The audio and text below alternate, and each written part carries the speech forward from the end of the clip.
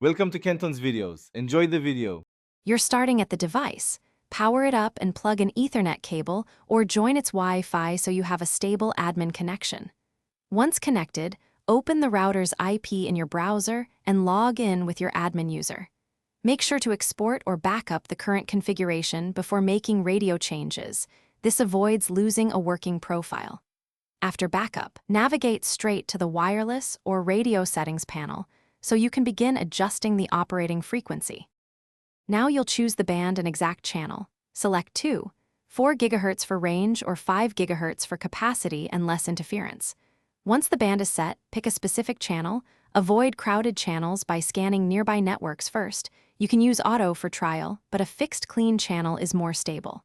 Also set channel width. Narrower widths improve reliability while wider widths increase speed. After making these choices, apply the settings and watch for the confirmation that the radio restarted. Finish by verifying the change. Run a speed test and check signal strength on typical client devices so you know the real impact. If performance drops or you detect interference, adjust by moving the node or selecting a different channel and narrower width. Small antenna or orientation tweaks can help a lot. Make sure to save a new backup with the working settings. If anything goes wrong, restore the previous configuration and try a different channel. That's the single most useful troubleshooting move. Thanks for watching. Consider subscribing if we helped you.